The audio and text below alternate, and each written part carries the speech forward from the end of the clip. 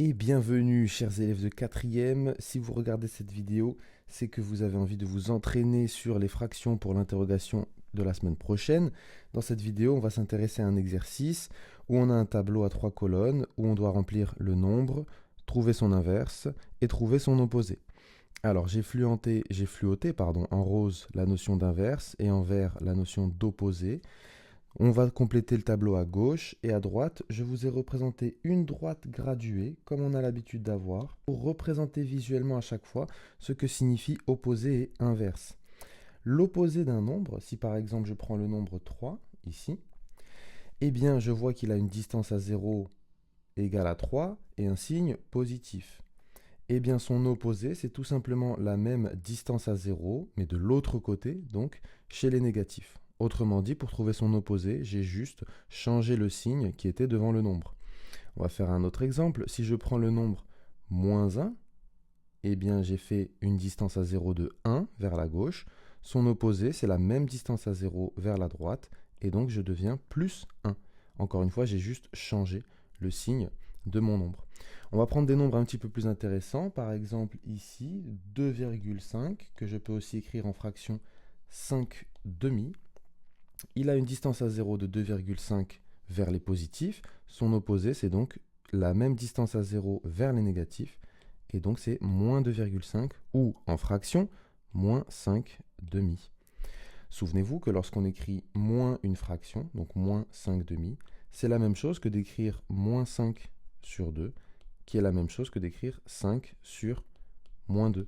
Pourquoi? Parce que le résultat de cette division, 5 demi, eh bien, comme 5 et 2 sont positifs, ce sera un nombre positif, et si je rajoute un moins devant, ce sera négatif. Ici, si j'ai moins 5 sur 2, j'ai donc le quotient d'un nombre négatif sur un nombre positif, ce sera aussi négatif. Et si je fais 5 sur moins 2, j'ai le quotient d'un nombre positif sur un nombre négatif, donc j'aurai bien un résultat aussi négatif. Et comme la distance à 0 est toujours la même, eh bien on a cette égalité entre ces trois nombres-là. Maintenant, on va visualiser un petit peu ce que c'est que cette notion d'inverse. Pour la notion d'inverse, on ne va plus se référer à 0, on va se référer à 1. Autrement dit, notre élément central, si je puis dire, ce sera 1. Je m'explique, si je prends le nombre 2, par exemple, eh bien pour trouver son inverse, je vais devoir trouver le nombre que je dois multiplier par 2 pour arriver à 1. Si je regarde la distance de 2 par rapport à 1, elle est 2 fois trop grande. Donc il va falloir que je prenne uniquement la moitié de 2. Donc si je fais la moitié de 2, que je représente par le calcul 1 demi fois 2, j'atterris bien sur mon nombre 1. Donc l'inverse de 2, ce sera ici 1 demi. Voilà comment on peut trouver l'inverse d'un nombre sur la droite graduée. Si je prends un autre exemple, par exemple 4, l'inverse de 4, c'est le nombre par lequel je dois multiplier 4 pour arriver aussi à 1. 4, il a une distance à 0 qui est 4 fois plus grande que 1. Donc je dois prendre seulement le quart de cette distance. Donc 1 quart fois 4 pour obtenir 1. Et donc je trouve l'inverse de 4. On remarque quelque chose, c'est que l'inverse d'un nombre qu'on va appeler x pour généraliser, eh bien c'est 1 sur ce même nombre x. Attention, est-ce que l'inverse de 0 existe? Nous avons vu que non. Pourquoi? Eh bien en fait c'est très simple, si je prends le nombre 0, combien de fois je dois prendre cette distance à 0 pour arriver jusqu'à 1? Eh bien en l'occurrence, peu importe par quel nombre je multiplie 0, je ne vais jamais arriver jusqu'à 1, je vais toujours rester à 0. Donc l'inverse de x n'a de sens que pour un nombre x non nul, donc différent de 0. On dit donc que l'inverse de 0 n'existe pas, et c'est ce qu'on complétera dans la première ligne de notre tableau. Maintenant, que se passe-t-il lorsqu'on cherche l'inverse d'une fraction? Eh bien, on va encore donner un exemple sur la droite graduée. Prenons le nombre par exemple 1,5. Ce nombre-là, je peux l'écrire sous la forme d'une fraction, c'est 3 demi. Eh bien, quel est l'inverse de 1,5? Si je regarde, la distance de 1,5, elle est un peu plus grande que 1. Donc je me doute bien que je vais devoir prendre un peu moins que cette distance-là.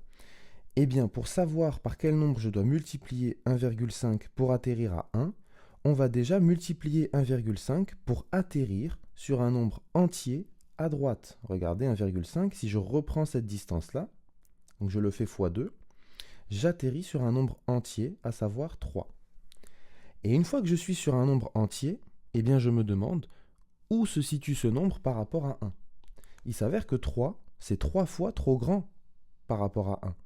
Donc je vais devoir diviser la distance que j'ai faite ici par 3. Autrement dit, si on récapitule, nous avons multiplié 1,5 par 2, nous sommes arrivés sur le nombre entier 3, qui est 3 fois trop grand, donc on a dû diviser par 3 pour arriver à 1. Et c'est là qu'on observe que l'inverse d'1,5, c'est 2 tiers. Et qu'est-ce que je remarque? 1,5, c'est 3 demi, son inverse, c'est 2 tiers. Il y a quelque chose qui se dessine, la notion d'inverse d'une fraction, eh bien je peux la retenir comme ceci. L'inverse de a sur b, c'est tout simplement b sur a. J'ai littéralement inversé le rôle de mon numérateur et de mon dénominateur. A sur b est devenu la fraction b sur a lorsque je cherche son inverse. Un dernier exemple pour voir si on a bien compris. Cette fois-ci, j'ai zoomé sur la droite graduée et on va s'intéresser à l'inverse de 2 tiers. Donc vous voyez, j'ai divisé mon unité en 3 parts égales et 2 tiers, c'est le nombre que j'obtiens lorsque je prends 2 de ces parties-là. Donc 2 tiers se situe ici. Par quel nombre dois-je le multiplier pour atterrir à 1? Eh bien, on va le multiplier par des nombres entiers jusqu'à ce qu'on atterrisse sur un nombre entier sur notre droite graduée. Si on reproduit cette distance 2 fois, on arrive ici, ce n'est pas un nombre entier. Si on reproduit cette distance 3 fois, on arrive ici, bel et bien sur un nombre entier, en l'occurrence le nombre 2. Donc si on récapitule 2 tiers, cette distance-là, nous l'avons effectuée 3 fois, nous sommes arrivés sur l'entier 2, qui est 2 fois trop grand par rapport à 1. Donc, si on récapitule, 2 tiers, on doit le multiplier par 3 demi pour arriver sur 1. Et on retrouve bien ce qu'on a vu tout à l'heure, qui est que l'inverse de 2 tiers, c'est 3 demi. Et en réalité, si on observe bien, nous avons inversé le rôle du numérateur avec celui du dénominateur. L'inverse de 2 tiers, c'est la fraction 3 sur 2. Alors tout ça, c'est très bien, mais maintenant, qu'est-ce qui se passe lorsqu'on cherche l'inverse d'un nombre négatif?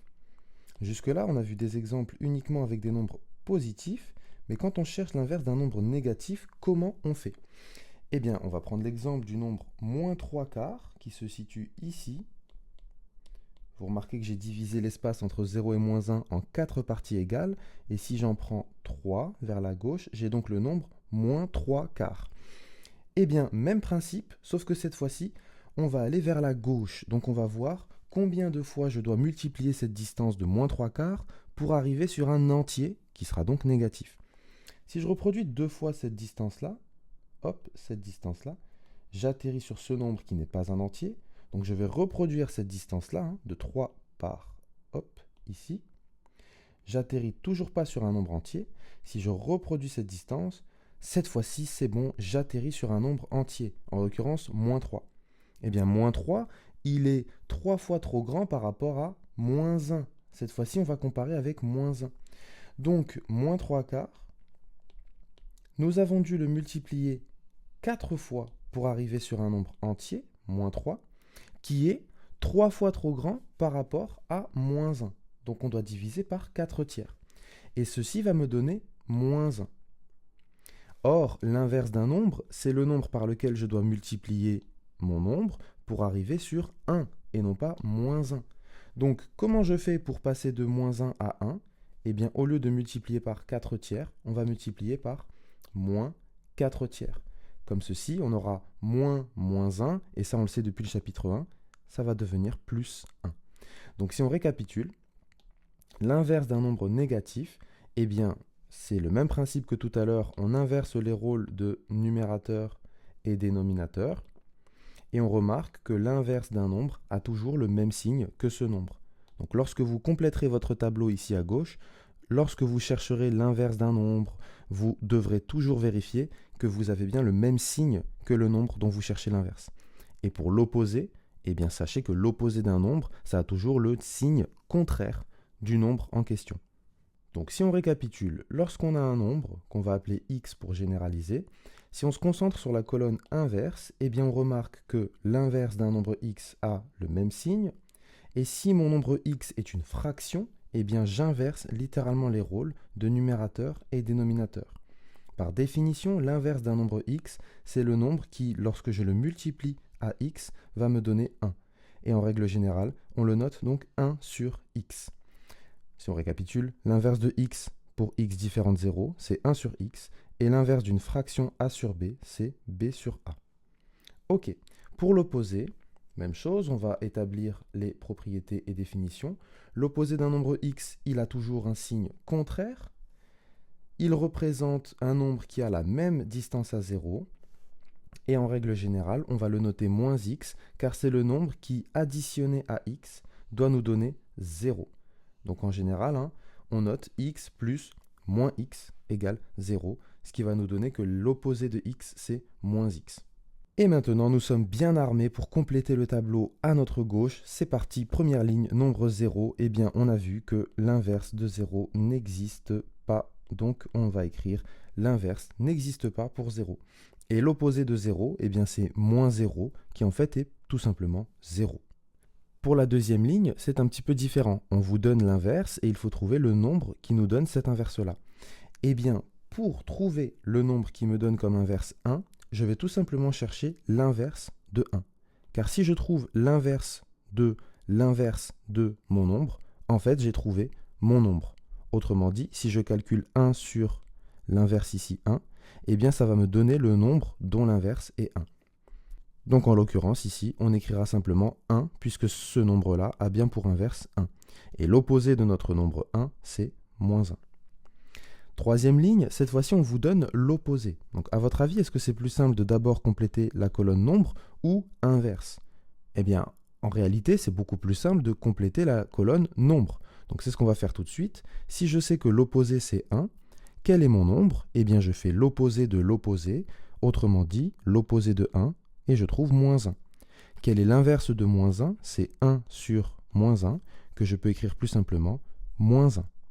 Dans le tableau, on attend toujours des écritures les plus simples possibles, donc soit entières, soit sous la forme de fractions irréductibles. Quatrième ligne, nous avons un tiers qui est l'inverse de notre nombre. Quel nombre a pour inverse un tiers? Eh bien, il faut que je remarque que c'est juste 3. Car si je prends l'inverse de cette fraction, j'inverse les rôles de numérateur et dénominateur. En l'occurrence, j'aurai 3 sur 1. Mais je ne vais pas laisser 3 sur 1, car 3 sur 1, c'est 3 divisé par 1, donc c'est beaucoup plus simplement 3. Et donc je peux compléter la colonne opposée. L'opposé de 3, c'est moins 3. Attention, ne vous trompez pas, opposé, ça signifie bien l'opposé de notre nombre et non pas l'opposé de l'inverse.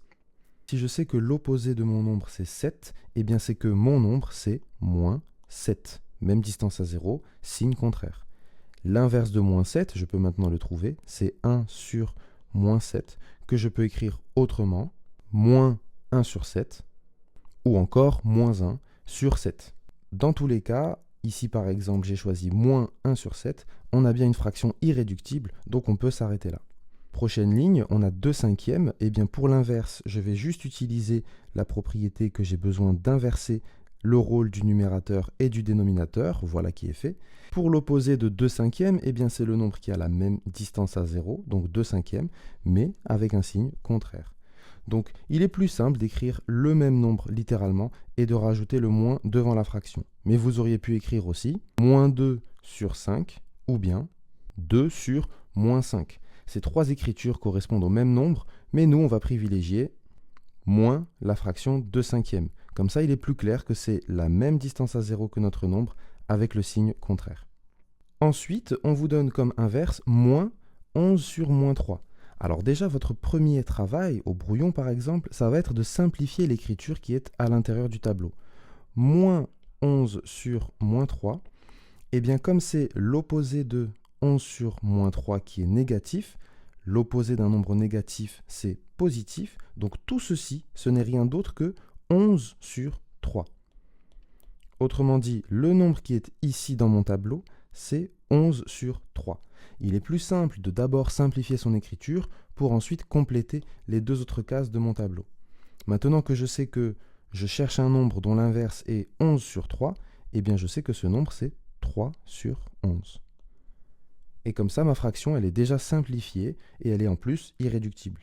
Et l'opposé de 3 sur 11, eh bien je mets moins 3 sur 11. Même distance à 0, signe contraire. Ensuite, nous avons 41 sur moins 2. Donc ce nombre-là, il est négatif puisque c'est le quotient d'un nombre positif 41 avec un nombre négatif, moins 2. Donc comme il est négatif, son opposé sera positif et il s'agit de plus 41 sur 2. En l'occurrence, un nombre positif, on n'a pas besoin de mettre le plus, donc on pourra écrire 41 demi. Et l'inverse de 41 sur moins 2, j'inverse les rôles, c'est donc moins 2 sur 41. À noter que toutes ces fractions sont irréductibles, on peut s'arrêter là. Ensuite, on a moins 9 sur moins 4, qui est l'opposé du nombre que l'on cherche. Alors, on respire, on s'accroche, et on va déjà essayer de simplifier cette écriture-là. Moins 9 sur moins 4, s'il y a autant de signes moins, nous, ça va nous perturber. On sait qu'un nombre, il est soit positif, soit négatif. Donc en fait, on va juste chercher à savoir si toute cette chose-là, c'est positif ou négatif. En l'occurrence, moins 9 divisé par moins 4, si je m'intéresse qu'à cette partie-là, je sais que c'est le quotient d'un nombre négatif par un autre nombre négatif. Et moins divisé par moins, je sais que ça me donne un nombre positif. Donc si je prends ensuite son opposé, avec le moins devant, ça va devenir un nombre négatif. Donc on a trouvé le signe de cet opposé-là.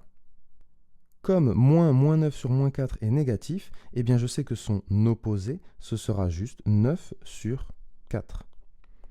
Autrement dit, plus 9 sur 4, mais on n'a pas besoin d'écrire plus quand le nombre est positif. Et pour son inverse, eh bien j'inverse les rôles et j'écris tout simplement 4 neuvièmes. Dernière ligne, un petit peu différente, on cherche le nombre dont l'inverse est 4,13. Peut-être que vous vous dites, mais je ne comprends pas, c'est censé être des fractions, et là on a un nombre à virgule, un nombre décimal. Comment on est censé traiter cet exercice? Eh bien, vous, au brouillon, on va se demander comment écrire 4,13 sous la forme d'une fraction. Vous devez savoir que 4,13, c'est 413 divisé par 100. Autrement dit, c'est 413 sur 100. Et maintenant, si je sais que c'est 413 sur 100, eh bien j'ai une écriture sous la forme d'une fraction pour 4,13. Donc maintenant, pour trouver le nombre dont l'inverse est 413 sur 100, eh bien on va tout simplement inverser le rôle et dire que c'est 100 sur 413. Et ça, c'est le nombre dont l'inverse vaut 413 sur 100, donc 4,13. Est-ce que cette fraction est irréductible? Eh bien, je vous laisse réfléchir à ce sujet. On sait que 100, c'est un multiple de 2. 413 n'est pas un multiple de 2, donc on ne peut pas simplifier par 2. Et il faut tester avec nos autres critères. Petite astuce, si on remarque que 100, c'est 25 fois 4, eh bien, on sait que 25, c'est 5 fois 5, et 4, c'est 2 fois 2. Donc, si on écrit avec les puissances, comme on a vu maintenant, on peut dire que c'est 5 au carré fois 2 au carré. Et ces deux nombres-là sont premiers. Pourquoi je fais tout ceci? Pour remarquer que 413 n'est ni un multiple de 2, ni un multiple de 5. Donc on ne pourra pas simplifier ma fraction 25 fois 4 sur 413. Donc ma fraction 100 sur 413, elle est irréductible. Il ne nous reste plus qu'à donner l'opposé. Eh bien 100 sur 413, comme c'est un nombre positif, son opposé, il a la même distance à 0, mais le signe moins, puisqu'il est de signe contraire. Et on a déjà vu que cette fraction était irréductible, on a donc fini de compléter notre tableau.